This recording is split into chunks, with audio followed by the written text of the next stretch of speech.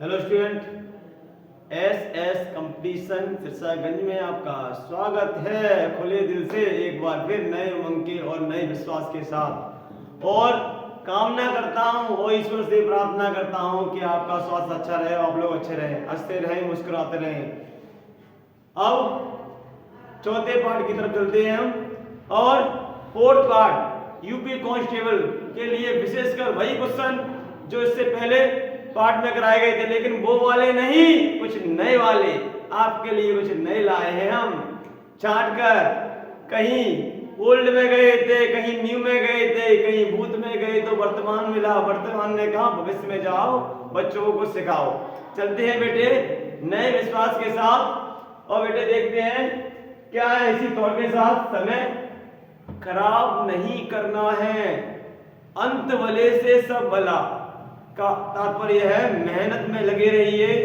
पहले मैंने कहा था रास्ता कठिन है, लंबा नहीं, मेहनत करोगे सब मिलेगा और फल भी मिलेगा उसका। चलते बेटे इसी थॉट के साथ, इसी थॉट के साथ देखते हैं हमारा थॉट क्या है कि औरों के जोर पर उड़कर दिखाओगे, अपने पैरों के उड़ने का हुनर भूल जाओगे। अच्छी देखा है ना, ठीक है। अपने पैरों का हुनर भूल जाओगे।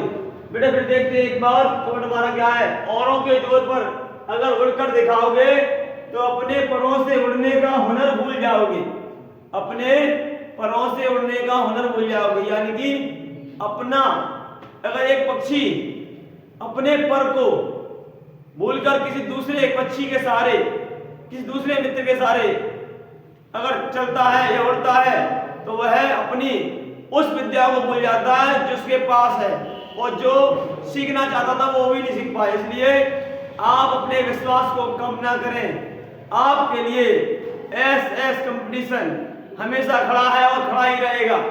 बेटे आपको बहुत अच्छा करना है, और अपने जिस विश्वास के साथ आप लगे हुए हैं उस मेहनत को कम नहीं करना है। बेटे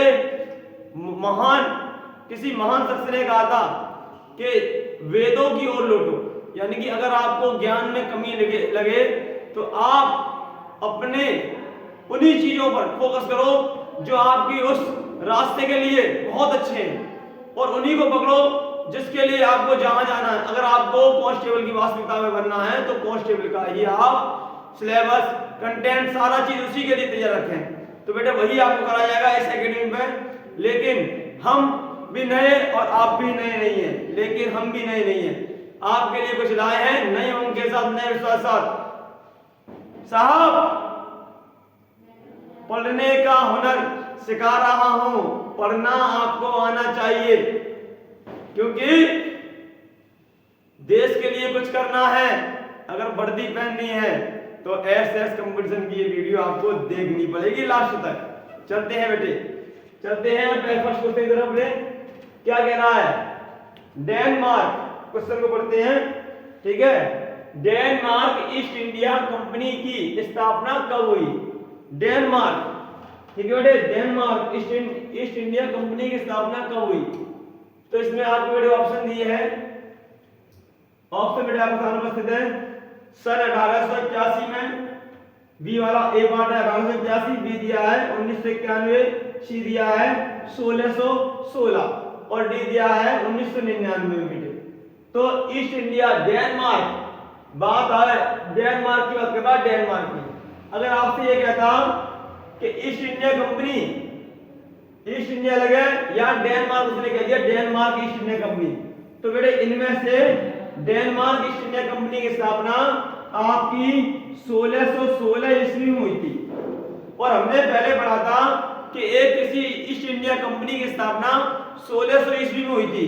तो 1600 ईस्वी में ईस्ट इंडिया कंपनी की स्थापना हुई, तो हमारी डेनमार्क कौन सी ईस्वी में हुई? इसको बोलते हैं 1616 ईस्वी में इसकी स्थापना हुई थी, डेनमार्क ईस्ट इंडिया कंपनी की, ठीक है बेटे। चलते हैं अपने नेक्स्ट क्वेश्चन की तरफ।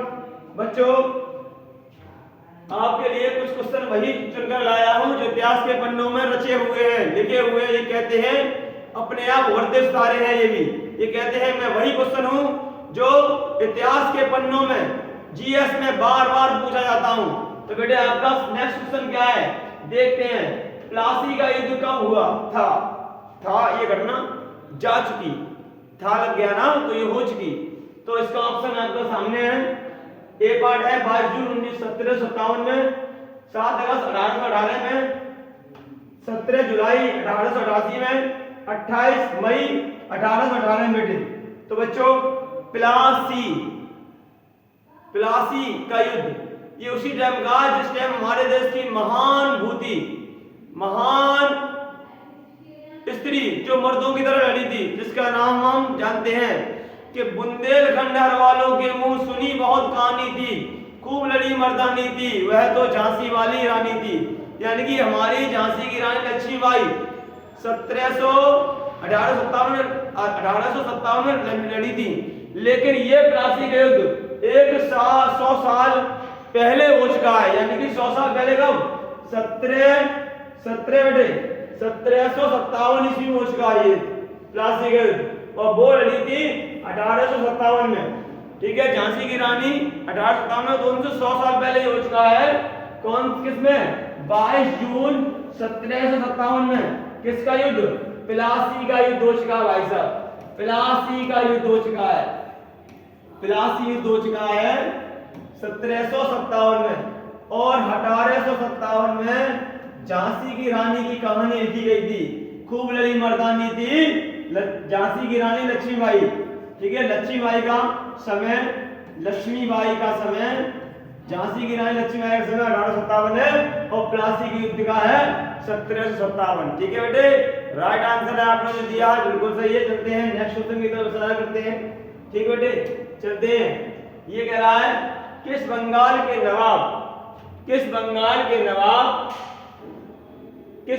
नवाब को कर्नल क्लाइव का गीदड़ कहा जाता है।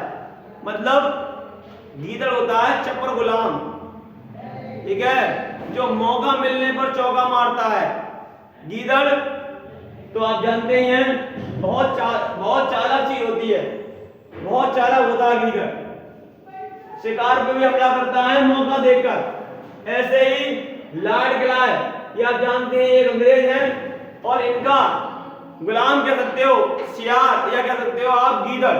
इनका गीदड़ किस नवाब को कहा जाता है? बंगाल का वह कौन सा नवाब था इनमें से जिसे लॉर्ड को कर्नल क्लाइव का गीदड़ कहा जाता है?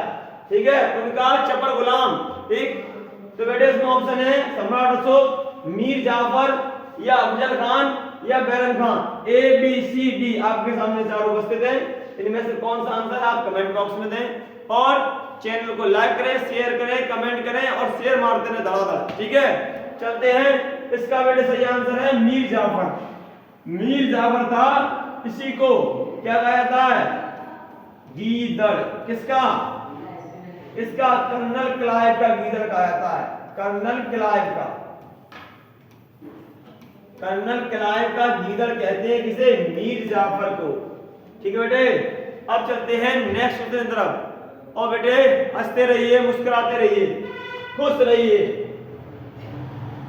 चलते बेटे नेक्स्ट क्वेश्चन की तरफ।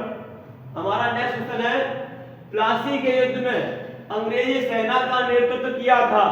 ठीक है, किसने किया था प्लासी के युद्ध में? भाई साहब, प्लासी के युद्ध में अंग्रेजी सेना का नेतृत्व किसने किया था? ऑप्शन ए बीरबल ने, ऑप्शन बी क्लाइव ने, ऑप्शन सी अशोक ने, ऑप्शन डी विष्णुगुप्त ने। तो बेटे इसका सही आंसर आपके सामने मैं लाया हूं ढूंढकर, क्योंकि प्लासी के युद्ध में एकमात्र अंग्रेज इसमें से केवल कौन है? क्लाइव, कर्नल क्लाइव ने ही अंग्रेजी सेना का नेतृत्व किया था। बीरबल कौन थे? बीरबल अकबर के नौरत्नों में शामिल थे। महान सम्राट अकबर, मुगल बादशाह अकबर का के नवरत्नों में से एक रत्न था, 9 रत्न थे, नवरत्नों में शामिल थे, नवरत्नों में से एक थे। ठीक है, और विष्णुगुप्त को हम जानते हैं नए नाम से चाणक्य ही, भाई से मान लिए चाणक्य हैं ये हमारे। ठीक है, कौटिल्य भी कहते हैं विष्णुगुप्त को, कौटिल्य, चाणक्य, कौटिल्य। कौटिल्य, ठीक है। और सम्राट अशोक के बारे में आप जानते हैं, महान सम्राट अशोक, ठीक है, अशोक, ठीक है, महान जिन्होंने सबसे ज्यादा युद्ध वो बहुत ज्यादा शासन किया प्राचीन काल में। चलते बेटे, हमारा आंसर क्या है? क्लाइव, ठीक है, कर्नल क्लाइव ने प्लासी के युद्ध में अंग्रेजों का नेतृत्व किया था। चलते बेटे नेक्स्ट क्वेश्चन की तरफ इशारा करते हैं। बक्सर, ठीक है, बक्सर का युद्ध आ गया भाई साहब, बहुत बड़ी अच्छी घटना ये। बक्सर का युद्ध कब हुआ? ऑप्शन ए 7 अगस्त 1904 को, ऑप्शन बी है आपके सामने 4 जनवरी 1303 को, या सी ऑप्शन 26 नवंबर 1405 को, या फिर डी 23 अक्टूबर 1764 को। तो बेटे किसका? बक्सर का युद्ध, बक्सर का युद्ध पूछ रहा है। ये 4 ऑप्शन सामने हैं, आपने अगर कमेंट बॉक्स में आंसर देना है आपको तो दीजिए, जल्दी दीजिए बेटे। इसका बेटे आंसर है 4, क्या है? 23 अक्टूबर 1764 को, ठीक है, 23 अक्टूबर 1764 को। फोकस कीजिए इस पर, ठीक है। इस सन को, इस तारीख को, इस महीने में आपका बक्सर का युद्ध का इतिहास लिखा गया था। बक्सर युद्ध का इतिहास लिखा गया था इस तारीख, इस महीने में, इस सन में, ठीक है बेटे। 23 तारीख थी, अक्टूबर का महीना था और 18वीं शताब्दी चल रही थी, 1764 ईस्वी थी, ठीक है। चलते हैं बेटे नेक्स्ट क्वेश्चन तरफ। अगला क्वेश्चन है आपके सामने उपस्थित है बेटे। क्या कह रहा है? स्वतंत्र कर्नाटक राज्य की स्थापना किसने की थी? स्वतंत्र कर्नाटक राज्य की स्थापना किसने की थी बेटे? चेंगिस खान है बेटे, यहां पर चेंगिस खान है, चंगेज खान होना चाहिए, चंगेज, थोड़ा मिस्टेक हो गया, चंगेज, ठीक है, चंगेज, ठीक है, चेंगिस खान लिखा है, चंगेज खान, ठीक है बेटे, चंगेज खान, ठीक, चंगेज खान है। अकबर ने या बाबर ने या सादुत्तौला, ठीक है, सादुत्तौला खान है। तो बेटे इसमें 4 आपके ऑप्शन है, चंगेज खान, अकबर, बाबर या सादुत्तौला खान है। तो बेटे कर्नाटक राज्य, कर्नाटक क्या चले, कर्नाटक, आज कर्नाटक की राजधानी हम जानते हैं क्या है? इसकी राजधानी बंगलौर या बेंगलोर कहते हैं हम लोग, बेंगलोर, ठीक है, बंगलुरु भी कह देते हैं। बेंगलोर की किसकी राजधानी है? इसकी राजधानी क्या है? राजधानी है। लेकिन इसकी स्थापना किसने की थी? किसने स्थापना की थी? इसकी स्थापना सादुत्तौला ने की थी, ठीक है, सादुत्तौला, ठीक, सादुत्तौला ने की थी, वही यहाँ का नवाब था, ठीक है, कर्नाटक का नवाब था, सादुत्तौला ने इसकी स्थापना की थी, ठीक है बच्चों।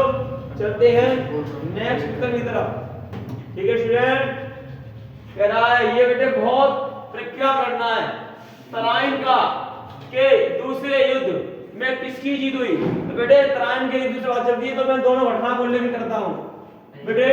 पहली बार आपके सामने उल्लेख करता हूं, अगर बात आ गई तो, ठीक है। तराइन का युद्ध कहां का?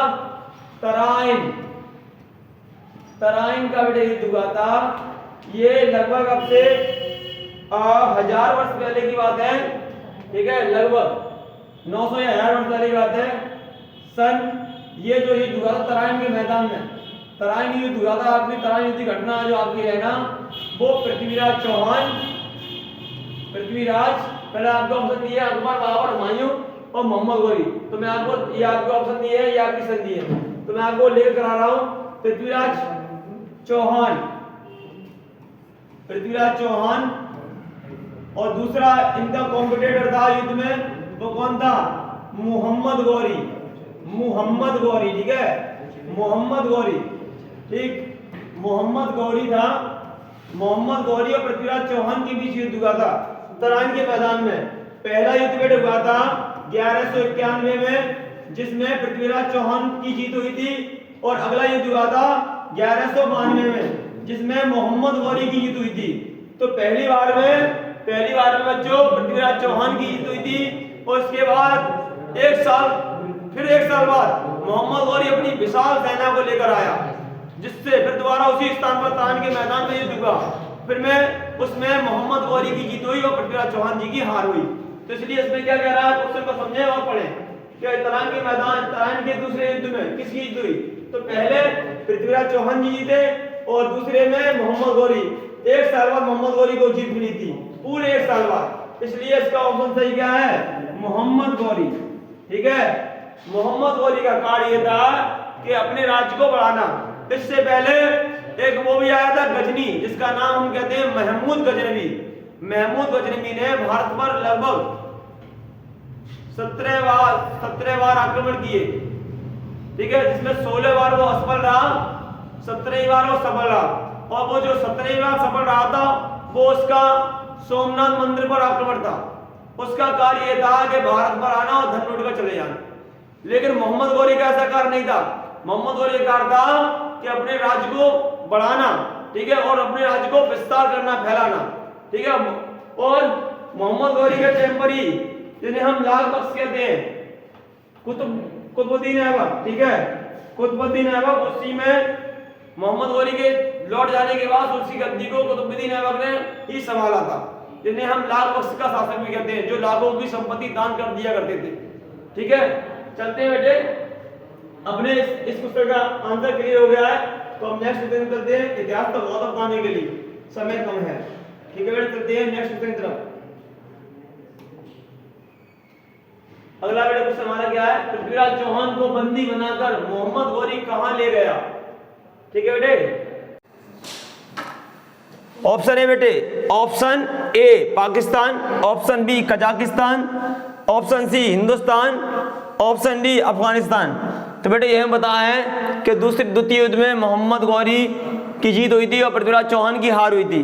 तो इसमें पूछ रहा है पृथ्वीराज चौहान को बंदी बनाकर मोहम्मद गौरी कहां ले गया? तो ऑप्शन आपके सामने मैंने बोल दिया, पाकिस्तान, कजाकिस्तान, हिंदुस्तान, अफगानिस्तान। तो बेटे इसका सही आंसर आपके सामने, जल्दी बताएं कमेंट बॉक्स में जल्दी इसका आंसर। बेटे यदि आपको पता है तो तुरंत बताएं, ये इतिहास प्रसिद्ध बहुत बड़ी घटना है। बेटे इसका आंसर है अफगानिस्तान। ठीक है, क्योंकि अफगानी था, वो एक अफगान से आया था। ठीक है, इसलिए अफगानिस्तान ले गया था। ठीक है, मोहम्मद गौरी पृथ्वीराज चौहान को कहां ले गया था? अफगानिस्तान। Right answer Afghanistan. ठीक है बेटे, चलते हैं नेक्स्ट क्वेश्चन की तरफ। बेटे अगला क्वेश्चन बेटे हमारा क्या है? चंदावर के युद्ध। चंदावर के युद्ध 1994 में मोहम्मद गौरी ने किसे हराया था? बेटे कह रहा चंदावर के युद्ध में, चंदावर के युद्ध में मोहम्मद गौरी ने किसे हराया था?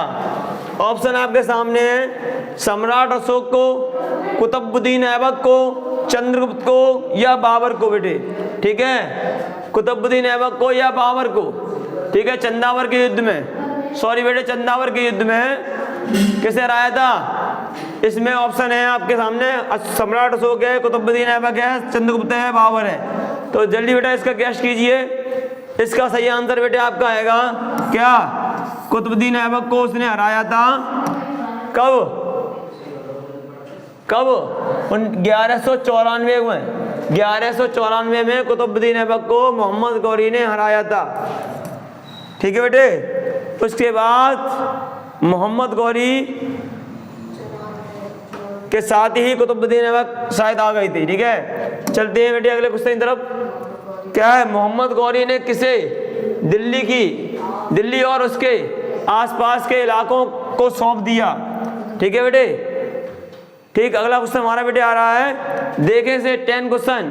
मैंने आपको बताया था कुतुबुद्दीन ऐबक को हराया गया था, कुतुबुद्दीन ऐबक को हराया था। मैंने आपसे ये भी कहा था उससे पहले वाले क्वेश्चन में, क्या कहा था कि मोहम्मद गौरी जाने के बाद, पहले आप ऑप्शन देख लें इसके, मोहम्मद गौरी ने किसे दिल्ली और उसके आसपास के इलाकों को सौंप दिया था? सम्राट अशोक को, कुतुबुद्दीन ऐबक को, चंद्रगुप्त को, बाबर को। तो बेटे मैंने आपको बताया कि मोहम्मद गौरी जब भारत छोड़कर अपने देश वापस लौट गया था तो किसे बिठाया गया था अपनी गद्दी पे?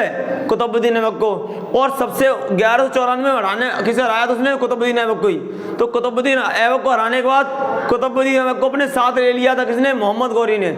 जब वो भारत छोड़कर अपने देश वापस लौट गया था, अपने जहाँ से आया था, तो दिल्ली की गद्दी जो उस टाइम सबसे बड़ी मेन मुख्य गद्दी कही जाती थी, मुख्य देश को चलाने के लिए शासक सब ज्यादातर उसी गद्दी के लिए प्रयास करते रहते थे, राजा नवाब। ठीक है, तो उसी टाइम जब वो यहाँ से गया मोहम्मद गौरी तो अपनी जगह इनमें से किसे बिठा के गया? अपनी जगह कुतुबुद्दीन ऐबक को बिठाल कर गया, ठीक है। और कुतुबुद्दीन ऐबक को उसने कब हराया था? 1194 में, ठीक है। उसके बाद जब वो यहाँ से लौट कर गया तब वो अपनी गद्दी पर कुतुबुद्दीन ऐबक को स्थापित करके चला गया। और कुतुबुद्दीन ऐबक को ही किस नाम से पुकारा था? लाख बख्श, लाख बख्श, लाख बख्श कहते हैं। लाख बख्श इसलिए कहते हैं, कुतुबुद्दीन अपनी लाखों की संपत्ति कई सारी दान कर दिया करते थे, इसलिए इन्हें लाख बख्श का शासक भी कहते हैं। कुतुबुद्दीन ऐबक को लाख बख्श का शासक भी कहते हैं, ठीक है। और चलते हैं बेटे अगले क्वेश्चन की तरफ। नेक्स्ट क्वेश्चन हमारा कह रहा है बख्तियार खिलजी कब मारा गया? भैया बख्तियार खिलजी वंश की बात चल रही है यहाँ पे। जलालुद्दीन खिलजी, अलाउद्दीन खिलजी को सुना होगा। अभी कह रहा बख्तियार खिलजी कब मारा गया, ठीक है। ऑप्शन आपके सामने है। ए ऑप्शन आपका है 1206 ईस्वी में, बी है 1207 ईस्वी में, सी है आपका 1290 ईस्वी में, डी है आपका 1266 ईस्वी में। तो आपका ठीक है बख्तियार खिलजी, ये खिलजी वंश का संस्थापक है। ये कब मारा गया, ठीक है। संस्थापक तो नहीं है, यानी खिलजी वंश का ही वंशज है एक जी, खिलजी वंश का संस्थापक, ठीक। जलालुद्दीन अलाउद्दीन खिलजी का आपने नाम सुना होगा, उसी का वंशज है, ठीक है। इसकी मृत्यु 1206 ईस्वी को हुई थी, ठीक है। 1206 को मारा गया था कौन? बख्तियार खिलजी 1206 ईस्वी में मारा गया था। चलते हैं बेटे नेक्स्ट क्वेश्चन की तरफ, ठीक। नेक्स्ट क्वेश्चन हमारा क्या है? सबसे प्राचीन वेद है, 4 वेद हम जानते हैं, 4 वेद हम जानते हैं। सबसे प्राचीन वेद हमें ढूंढना है। आपको इसका आंसर पता है और आप मुस्कुरा रहे हैं, इसका आंसर आपको पता है, और जल्दी से इसका आंसर आप दीजिए कमेंट बॉक्स में। ये आ गया 12, ठीक है, 12, ठीक। 1 2 12, 1 2 12, जल्दी इसका आंसर दीजिए। ऋग्वेद है, अथर्ववेद है, सामवेद है, यजुर्वेद है। तो बेटे जिस वेद ने कहा था सबसे अच्छी बात इस वेद ने, वही इसका आंसर है। उसने कहा था, क्या कहा था? उसने एक लान कही है, इस वेद में एक लान है कि आलस ही दरिद्रता, आलस ही दरिद्रता का मूल मंत्र है। क्या है? मूल मंत्र है, ठीक है। आलस ही दरिद्रता का मूल मंत्र है। ये किसमें लिखा है? ये बात है किसकी? ऋग्वेद की। किसकी बेटे? ऋग्वेद की है। तो हमारा आंसर भी क्या है? ऋग्वेदी है। ये ऋग्वेद है ना, वो सबसे प्राचीन वेद है। प्राचीन वेद में नाम लिया था तो ऋग्वेद का, ठीक है। ऋग्वेद है ना, वो आपका सबसे प्राचीन वेद है। और ऋग्वेद में एक लाइन है, क्या? मनुष्य के आलस करने से उसकी दरिद्रता यानी कि गरीबी कभी दूर नहीं होगी, क्योंकि वो मूल मंत्र वही है। आलस को छोड़ो और हिम्मत लाओ, फुर्ती लाओ शरीर में, और अच्छा करो, प्रयास अच्छा करने का करें। चलते बेटे नेक्स्ट क्वेश्चन की तरफ अपने, ठीक। नेक्स्ट क्वेश्चन हमारा दिया है,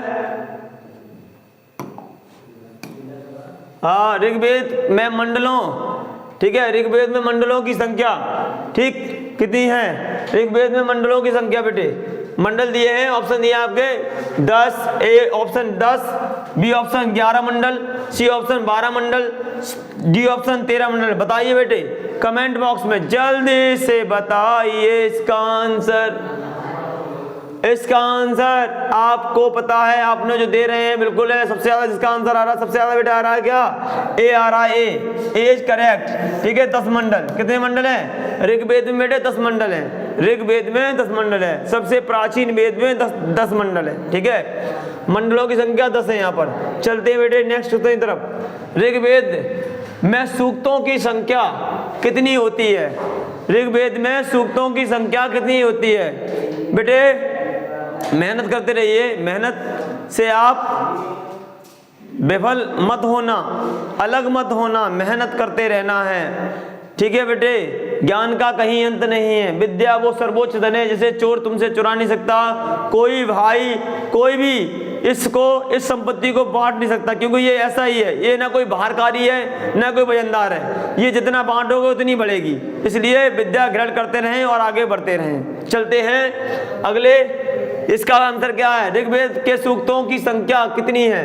तो आपका 1177 सूक्त, 1028, ठीक है, सॉरी कितना है, 1077 सूक्त, 1028, 1818 सूक्त और 1000 कितना है, 1976 सूक्त। तो बेटे इस वाले में आपका सूक्त थोड़ा मिसप्रिंट हो गया है, देखते हैं।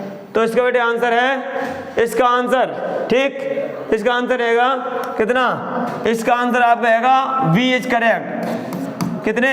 1028 सूक्त, 1028 सूक्त हैं इसमें, ठीक, किसमें? ऋग्वेद में, ठीक है। सूक्तों की संख्या 1028 है। चलते हैं बेटे नेक्स्ट क्वेश्चन की तरफ। नेक्स्ट क्वेश्चन कह रहा है ऋग्वेद में मंत्रों की संख्या कितनी है? ऋग्वेद में मंत्रों की संख्या कितनी है? कितने मंत्र हैं? कितने मंत्र हैं भाई? मंत्र तो आप जानते ही है ना, है ना? मंत्र जैसा आपने कहीं देखे होंगे बोलते हुए, पंडित जी ब्राह्मण जी बोलते हैं कई मंत्र, जैसे मान लो कर्पूर गौरम करुणावतारम संसार सारम भुजगेंद्रहारम सदा वसंतम हृदयारविंदे भवम भवानी सैतम नमामि, ठीक है। ऐसे ही कई मंत्र हैं, ये तो खैर श्लोक है, तो इसी टाइप के मंत्र होते हैं, ठीक है। वक्रतुंड महाकाय सूर्यकोटि समप्रभा निर्विघ्नं कुरु मे देवं सर्वकार्येषु सर्वदा, ऐसे ही कई मंत्र होते हैं। तो मंत्रों की संख्या पूछ रहा है आपसे, तो मंत्रों की संख्या बेटे आपसे पूछ रहा है ये, ठीक, मंत्र की बात कर रहा है यहाँ पर। तो मंत्र देखते हैं, मंत्रों की संख्या 10,590 मंत्र हैं, ठीक है। हाँ, सब लोग खुश हैं? यस खुश हैं सब लोग, ठीक है, खुश रहो। 10,580, ठीक है, मंत्र हैं, या 10,570 मंत्र हैं, या 10,560 है। तो बेटा इसका आंसर जल्दी बताइए कमेंट बॉक्स में, जल्दी कमेंट बॉक्स में। हाँ सही बात है, इसका आंसर बेटे कितना है? इसका आंसर है 10,580 मंत्र, बिल्कुल करेक्ट है, ठीक। चलते हैं अगले क्वेश्चन की तरफ बेटे। क्या है? कह रहा है ऋग्वेद का 9वां मंडल किस देवता को समर्पित है? इंद्रदेव को, वरुण देव को, पवन देव को, सोमदेव को। भाई ऋग्वेद का 9वां मंडल, 9वां मंडल यानी कि 9वां मंडल, 9वां मंडल किस देवता को समर्पित है? ठीक है, पहले कह रहा है इंद्र को या वरुण को या पवन को या सोम को। इंद्र देव को, वरुण देव को, पवन देव को, सोमदेव को। जल्दी बेटा इसका आंसर बताइए, जल्दी आंसर कमेंट बॉक्स में। तो बेटे इसका 9वां मंडल आपके सामने बस्ते कर रहा हूं। 9वें मंडल में जिस देवता का नाम लिया गया है, जिसके ऊपर लिखा गया वो सोमदेव है। सोमदेव हमारा आंसर है। सोमदेव के ऊपर ऋग्वेद में 9वां मंडल आया है। ठीक है, चलते हैं अपने अगले नेक्स्ट क्वेश्चन की तरफ। Question number 17। 17 गायत्री मंत्र किस मंडल से लिया गया है? गायत्री मंत्र शायद पता है, प्रेयर प्रार्थना वगैरह में पहले बोला जाता है। ठीक, प्रार्थना वगैरह में बोला जाता है। गायत्री मंत्र सबको याद होगा। ठीक, वही मंत्र की बात चल रही है। तो ये कह रहा है ऋग्वेद में गायत्री मंत्र ऋग्वेद के गायत्री मंत्र किस मंडल से लिया गया है? तो ऑप्शन दिया है ऋग्वेद के तीसरे मंडल से, ए वाला, बी दिया है ऋग्वेद के पहले मंडल से, सी दिया है ऋग्वेद के दूसरे मंडल से, और डी दिया है ऋग्वेद के 7वें मंडल से बेटे। तो ये हमारा इसका आंसर जल्दी बताइए कमेंट बॉक्स में बेटे। हाँ, कमेंट बॉक्स में जल्दी बताइए इसका आंसर, जल्दी कमेंट बॉक्स में बताइए इसका आंसर। इसका आंसर बेटे बिल्कुल सही है। कौन सा? ए इज करेक्ट। ऋग्वेद के तीसरे मंडल से लिया गया है। कौन सा? गायत्री मंत्र। ठीक है, और गायत्री मंत्र तो लगभग सभी को याद होगा। याद नहीं है तो याद कर लेना, और इसका आंसर भी सोच लेना और समझ लेना। ठीक है, चलते हैं अगले क्वेश्चन की तरफ। नेक्स्ट क्वेश्चन हमारा क्वेश्चन नंबर आज का 18 बेटे। 18 क्वेश्चन आपके सामने लिखा हुआ है। कह रहा है ऋग्वेदिक सभ्यता का काल कब से कब तक माना जाता है? कब से कब तक माना जाता है? ठीक है, कब से ये पता है बेटे हमें कि सबसे अब तक का सबसे प्राचीन काल हमारा प्राचीन काल है। सबसे बड़ा काल प्राचीन काल अब तक का। तो प्राचीन काल में ही प्राचीन काल का पूरा सारा सार हमें ऋग्वेद में मिलता है।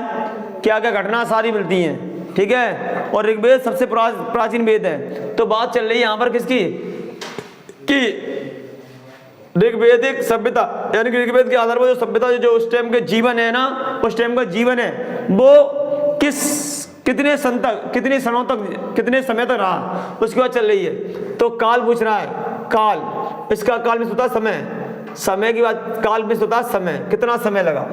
तो बेटे आपके सामने ऑप्शन उपस्थित है, एक है 1500 यानी कि 1500 ईसा पूर्व से, ईसा पूर्व ईसा पूर्व से 1 ईस्वी तक, ठीक है। ईसा पूर्व का समय होता है ईस्वी से पहले का समय, ठीक। 1500 ईसा पूर्व से 1 ईस्वी तक, या 1500 से 1500 से 2, 1500 से 3, 1500 से 4। तो इसका बेटे आंसर कितना है, जल्दी आप कमेंट बॉक्स में दें। 1 मिनट में, 1 मिनट में, 1 मिनट, 1 मिनट, 1 मिनट, 1 मिनट बहुत हो गया। आपने जो आंसर दिया 30 सेकंड में बिल्कुल सही है। क्या दिया आपने, बिल्कुल सही दिया। क्या आंसर है इसका, यही है आपका answer, first is correct, A is correct option. 1500 से यानी कि 1500 से 1 तक, यही समय, इतने काल की सभ्यता अगर हम देखेंगे तो उसे हम ऋग्वेदिक सभ्यता का नाम दे सकते हैं, इतने समय की सभ्यता को, ठीक है बेटे। चलते हैं अगले, ठीक है, पड़ाव पर, अगले पड़ाव पर आ गए हैं। ये रहा क्वेश्चन आपकी स्क्रीन पर आपके सामने, जेके सर के साथ एक बार फिर उपस्थित। चलते हैं बेटे क्वेश्चन, ऋग्वेद में सबसे बाद का मंडल कौन सा है? 10वां मंडल, 9वां मंडल, 5वां मंडल, पहला मंडल, ठीक है। तो बेटे आपको पता है इस ऋग्वेद में ये तो छोटा बच्चा बता देगा और याद भी होना चाहिए भाई। हमें पता है ऋग्वेद में 1st, 2nd, 3rd, 4th, 5, 6, 7, 8, 9 और 10। जब हमें पता है ऋग्वेद में 10 मंडल है, 10 मंडल है, तो अंत में बेटा कौन सा आएगा? अंत में कौन सा आएगा बेटे? 10वां ही तो आएगा। गिनती के अनुसार चलोगे 10वां वैसे ही आएगा, तो उसका आंसर बेटे क्या है? 10वां मंडल। 10वां मंडल हमारा बिल्कुल सही आंसर है बेटे। ऋग्वेद में लास्ट का मंडल कौन सा है? 10वां मंडल, ठीक है। 10वां मंडल बिल्कुल करेक्ट है बेटे। चलते हैं आज के अंतिम प्रश्न की, अंतिम पड़ाव की तरफ। और बेटे ये बहुत अच्छा क्वेश्चन है। क्या पूछा है आपसे? ऋग्वेद में सबसे पवित्र नदी किसे माना गया? बताओ, बहुत अच्छा क्वेश्चन है। ऋग्वेद में सबसे पवित्र नदी किसे माना गया है? गंगा को, यमुना को, सरस्वती को या गोदावरी को, ठीक है। तो बेटे ऋग्वेद में आज कलयुग में हम लोग कहते हैं सबसे पवित्र नदी गंगा को कहते हैं, लेकिन ऋग्वेद की बात चल रही है, क्या पता गंगा हो, क्या पता सरस्वती हो, क्या पता यमुना हो, या फिर दक्षिण भारत की गंगा गोदावरी भी हो सकती है, ठीक है। जो सबको गोद में दक्षिण की नदियों, दक्षिण भाग को गोद में ले रखे हैं, जैसे दक्षिणी गंगा कहते हैं। अब इन चारों में से कौन सही है? बात चल रही है ऋग्वेद में। ऋग्वेद ने कहा था सबसे पवित्र नदी, इसमें से कौन सी है? इसका आंसर जल्दी बेटे दें, जल्दी से कमेंट बॉक्स में दें। ये जेके सर का वादा है, आपके सामने उत्तर उपस्थित है। और इस नदी का नाम है सरस्वती नदी, जो आज कलयुग में लगभग विलुप्त हो चुकी है। जहां पर संगम स्थान था, गंगा यमुना सरस्वती का मेल था इलाहाबाद में, वहां भी इसकी धारा बहुत कम मात्रा में लगभग आती है, नहीं भी आती है। शायद लोगों का मानना है कि अब तो शायद लगभग विलुप्ति हो गई है। लेकिन ऋग्वेद में सबसे पवित्र नदी अगर किसी को माना जाता था तो सरस्वती नदी को, ठीक है। तो बेटे आज का अंतिम क्वेश्चन हमारा संपन्न हुआ। और बेटे आपसे कैसे एक बात कहनी है, वो आपके सामने उपस्थित है। अगर आपने इतना सीख लिया है तो इतना और कर दें। आपका बहुत बहुत धन्यवाद रहेगा। चैनल को लाइक कर दें, शेयर कर दें और कमेंट कर दें। तब तक के लिए जय हिंद, विदा लेता हूं। जय हिंद।